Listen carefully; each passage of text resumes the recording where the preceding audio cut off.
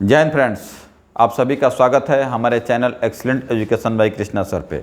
आज हम लोग क्लास 10th मैथ के चैप्टर 1 वास्तविक संख्याएं रियल नंबर्स के ऑब्जेक्टिव क्वेश्चन को हम लाए हैं। टारगेट गाइड के जो ऑब्जेक्टिव क्वेश्चन है उसे हम लेकर चल रहे हैं और हमारा प्रयास रहेगा कि इस टारगेट गाइड के सभी क्वेश्चनों को हल करें। तो आइए हम लोग देखते हैं अपने प्रथम प्रश्न की ओर। तो हम देख रहे हैं कि यहाँ दिया गया है, यदि भाग एल्गोरिथम a बराबर बी क्यू प्लस आर में b बराबर 4, q बराबर 5 और r बराबर 1 हो तो a का मान आपको बताना है कि a का मान क्या होगा। तो इस प्रकार हम यहाँ देख रहे हैं कि a बराबर बी क्यू प्लस आर दिया गया है, जिसमें b का मान हमारा 4 दिया गया है और जो q है उसका मान 5 दिया गया है, प्लस में जो r है उसका मान 1 दिया गया है। तो बोर्डमास के नियम से पहले हम गुना को करते हैं, तो 4 5 20 और प्लस 1, इस प्रकार हमारा जो हो जाता है 21 और हमारे इस प्रश्न का सही जवाब 21 होता है। इस प्रकार हम फिर आगे बढ़ते हैं और अपने नेक्स्ट प्रश्न का बात करते हैं। तो जो हमारा अगला प्रश्न है दिया गया है कि यदि भाग एल्गोरिथम a बराबर बी क्यू प्लस आर में b बराबर 73, q बराबर 34 और r बराबर 23 हो तो a का मान आपको बताना है। सेम प्रश्न है, तो सेम प्रश्न है जो हमारा पहला था, दूसरा भी एक वही प्रश्न है। इस प्रकार हम यहाँ देखते हैं कि a बराबर बी क्यू प्लस आर दिया गया है, जहाँ b का मान हमारा 73 है और q का जो मान है वो 34 है, प्लस में जो हमारा r है वो 23 है। अगर हम इसे 73 में अगर हम 34 से गुना कर दें तो 73 गुने 34 तो हमारा होता है 4 3 12 के 2 हासिल बचता है 1 और 7 का 28 है 1 29 हो जाता है, 3 3 का 9 और 7 3 का 21। इस प्रकार हम देखते हैं यहाँ 2 हो जाएगा, 9 9 18 का हासिल बचा 1 2 1 3 1, इधर का हासिल मिलकर हो गया 4 और फिर हो जाएगा 2, यानी 2482 होता है। तो इधर का जो हमारा गुना है 2482 होता है। अगर उसमें हम 23 को ऐड कर देते हैं तो हमारा 3 2 5 हो जाता है और 8 2 10 होता है और 4 1 5 होगा और यहाँ 2 का 2, यानी 2505 और हमारे इस सवाल का सही जवाब है 2505 जो ऑप्शन बी में दिया गया है। इसी प्रकार हम अपने अगले प्रश्न को देखते हैं कि यदि p बराबर x का पावर 4 है minus 2x³ plus 17x² minus 4x plus 30 को अगर भाग लगाना है x प्लस 2 से। यदि इस सवाल को अगर हम मेथड से बात करें, तो अगर इसे लॉन्ग विधि से बात करें तो हम इसे इस प्रकार से लिख के और इसे भाग जैसे हम लोग भाग देते हैं उस प्रकार से इसे हम भाग दे के इस प्रश्न के जवाब को हम निकाल सकते हैं। परंतु ये जो प्रश्न है हमारा ऑब्जेक्टिव में दिया गया है और ऑब्जेक्टिव में इसे हल करने के लिए हम इस प्रश्न के जो हमारा भाजक है उसके पहले पद को पकड़ते हैं और जो हमारा भाज्य है उसके भी पहले पद को पकड़ते हैं और इस प्रकार इसमें हम भाग लगा के देखते हैं कि यहाँ पावर 1 है, अगर यहाँ पे पावर 3 लाए तो 3 और 1 मिलके यहाँ पर पावर 4 हो जाता है। इस प्रकार जो हमारा भागफल है उसका जो घात होगा 3 होगा और इस प्रकार हमारे इस प्रश्न का जवाब 3 होता है। इसी प्रकार हम अपने अगले प्रश्न की अगर बात करें तो यहाँ दिया गया है कि यदि px बराबर x का पावर 4 माइनस 5x प्लस 6 को x² माइनस 2 से भाग दिया जाए, यानी कि x² अगर माइनस 2 से अगर हम भाग दें x का पावर 4 माइनस 5x प्लस 6 को, तो जो हमारा जवाब आता है अगर इसे लॉन्ग विधि से बनाएं तो थोड़ा टाइम लगता है, क्योंकि ऑब्जेक्टिव क्वेश्चन है इसलिए इसे हम जल्दी बनाने का प्रयास करेंगे। तो हमारा इसके पहले पद को पकड़ेंगे, फिर इसके पहले पद को पकड़ेंगे और उसमें भाग लगाने का प्रयास हम करेंगे। यहाँ पावर 2 है और यहाँ पावर अगर हम 2 ला दे तो ये 2 और ये 2 मिलकर 4 हो जाता है। इस प्रकार यहाँ हम 4 लिखते हैं और ये कट जाता है। और यदि हम भागफल के घात का बात करें तो भागफल का जो हमारा घात है वो 2 आता है और जो हमारा ऑप्शन ए में दिया गया है ये 2 बिल्कुल सही जवाब है। इसी प्रकार हम अगर नेक्स्ट प्रश्न का बात करें तो यहाँ दिया गया है कि निम्नलिखित में कौन सा भिन्न का दशमलव प्रसार शांत है। तो देखिए हम जानते हैं कि यदि कोई भिन्न p/q के रूप का हो तो यदि उसके बट्टा में 2 आ जाए, यदि उसके बट्टा में 5 आ जाए, यदि उसके बट्टा में 2 2 2 बहुत सारा 2 आ जाए, और यदि उसी के बट्टा में यदि 5 5 और 5 आ जाए, या उसी के बट्टा में यदि देखा जाए तो 2 और 5 साथ आ जाए, तो जो 2 और 5 यदि साथ आता है तो इस प्रकार का जो भी हमारा भिन्न होगा, इस प्रकार का जो भी हमारा परिमेय संख्या होगा, उसका दशमलव प्रसार शांत होगा। इस प्रकार यहाँ हम देख रहे हैं कि हमारा अगर यहाँ 3 है, चूँकि यहाँ पर जो हमारा दिया गया है वो 3 है, 3, और यहाँ पे जो हमारा है यहाँ 7 है जो कटेगा नहीं, और इस प्रकार हमारा यहाँ पर जो है यहाँ 3 है और 8 कटेगा नहीं, इस प्रकार यहाँ 2 और 5 है, इसलिए हमारे इस प्रश्न का जवाब ऑप्शन डी जाता है। और फिर इसी प्रकार हम नेक्स्ट प्रश्न का बात करते हैं।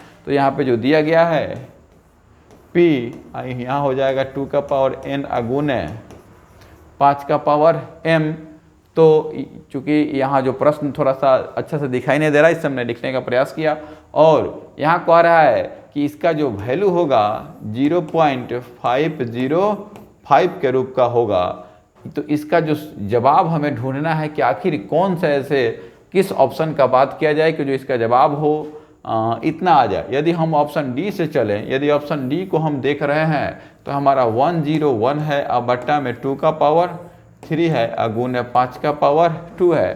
तो यदि इसे हम हल करने का प्रयास करें तो ऊपर में 101 और नीचे में 2 2 और 2, फिर 5 और 5, तो 2 दूनी 4 दूनी का 8 5 25। यदि इन दोनों को गुना किया जाए तो 101 अब बट्टा में 25 8 200 आ जाता है। इस प्रकार यदि इन दोनों को काटा जाए तो 2 से तो 100 मरतबे कटता है, और इसे 2 से काटेंगे तो 5 दूनी का 10। चूँकि 10 कट गया, 1 बचा, 1 में 5 से भाग नहीं लगेगा, इसलिए यहाँ 0 बिठाते हैं और दशमलव लगाएंगे तो 0 हो जाएगा। इस प्रकार यहाँ 5 दूनी का 10 होता है।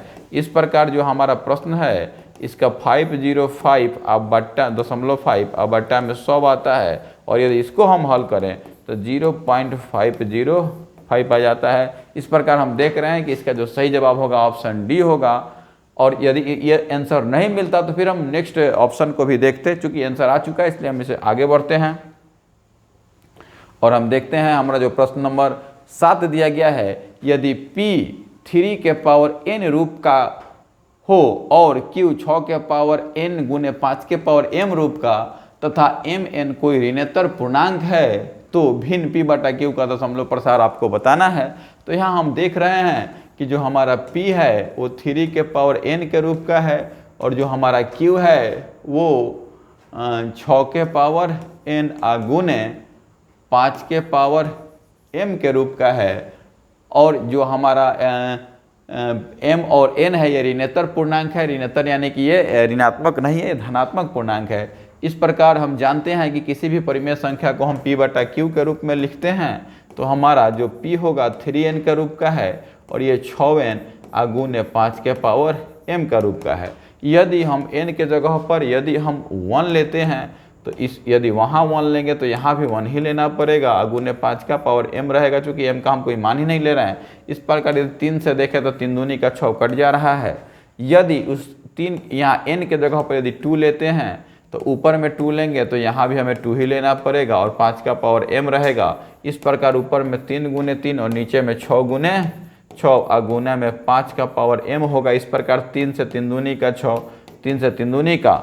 इस प्रकार हम देखते हैं कि हर में 2 2 और 5 ही बच रहा है, और हम जानते हैं कि किसी भी परिमेय संख्या के हर में 2 2 और 5 हो तो उसका जो दशमलव प्रसार होता है वो शांत होता है। इस प्रकार हमारा ऑप्शन जो बी है इसका बिल्कुल सही जवाब है। और इसी प्रकार हम चलते हैं अपने नेक्स्ट प्रश्न पे, और जो हमारा नेक्स्ट प्रश्न दिया गया है कि प्रथम 10 विषम संख्याओं का माध्य आपको बताना है। आप जानते हैं कि माध्य को ही हम लोग औसत कहते हैं, और जो माध्य है ये कहता है कि सभी परीक्षणों का योग बट्टा सभी परीक्षणों का योग बट्टा कुल परीक्षणों की संख्या। तो जो हमारा विषम संख्या का जब हम बात कर रहे हैं तो 1 + 3 + 5 + 7 + 9, इस प्रकार हम देखते हैं 9 के बाद हमारा विषम संख्या 11 आता है, फिर 13 आता है, फिर 15 आता है, फिर 17 आता है, फिर 19 आता है। और बट्टा में हमारा जो कुल प्रेक्षणों की संख्या है वो 10 आ जाता है। यदि इन सब को हम जोड़ें तो हमारा जो आता है वो 100 आ जाएगा और बट्टा में 10। इस प्रकार यदि इसे हम काटें तो हमारा आंसर 10 आता है और इस प्रश्न का जवाब जो हमारा होता है वो 10 होता है। इसी प्रकार हम अगर अगले प्रश्न का बात करते हैं तो अगला प्रश्न हमें दिया गया है कि रूट अंडर ये जो है हमारा 64 है बटा, तो 64 को अगर हम चाहें तो 8 गुने 8, इसको हम 9 गुने 9 लिख सकते हैं। प्लस में अगर इसे हम 16 का बात करें तो 4 गुने 4 और 9 का बात करें तो 3 गुने 3। इस प्रकार 8 बटा 9 प्लस में 4 बटा 3। तो यहाँ चूँकि हम जानते हैं कि दोनों जो परिमेय संख्या ही निकल गई तो जोड़ेंगे भी तो ये परिमेय संख्या ही आएंगी। इस प्रकार हमारा इसका जो जवाब होगा ऑप्शन ए होगा, परिमेय संख्याएं। और इसी प्रकार हम लोग नेक्स्ट प्रश्न पे बात करते हैं। तो हमारा प्रश्न नंबर जो 10 दिया गया है कि दो अपरिमेय संख्याओं 3 plus root under 6 3 plus root under 6 into 3 अब माइनस रूट अंडर 5 का गुणनफल होगा परिमेय पूर्णांक। इसको आपको बताना है तो हम आपको बता दें कि यदि 3 प्लस रूट अंडर 6 अगर इधर भी 3 माइनस रूट अंडर 6 होता तो ये सूत्र पर सेट कर जाता ए प्लस बी इंटू ए माइनस बी। चूँकि यहाँ पे अलग अलग है तो इसे हम मेथड से हल करते हैं, लॉन्ग मेथड से, तो यहाँ 3 हो जाएगा और ये 3 माइनस रूट अंडर 5 होगा प्लस रूट अंडर 6 होगा और यहाँ आ जाएगा 3 माइनस रूट अंडर 5। इस प्रकार अगर 3 से गुना करें तो 3 3 का 9 और 3 रूट 5 हो जाएगा। यहाँ पर आ जाएगा अगर हमारा देखें तो 3 रूट 6 और माइनस ये दोनों एक ही क्वेश्चन में चला जाएगा। इस प्रकार हम देखते हैं तो 9 और माइनस 3 रूट 5 प्लस 3 रूट 6 और माइनस 6 5 30। इस प्रकार हम यहाँ देख रहे हैं कि रूट 5 हमारा बाहर ही नहीं आएगा, रूट 6 बाहर ही नहीं आएगा। तो इसे कुल मिला जुला कर देखा जाए तो ये एक अपरिमेय संख्या को सूचित करता है। इस प्रकार हमारे इस प्रश्न का जवाब ऑप्शन बी होता है। इसी के साथ हमारा ये सीरीज समाप्त होता है। फिर हम लोग मिलते हैं अपने नेक्स्ट वीडियो में। तब तक के लिए जय हिंद।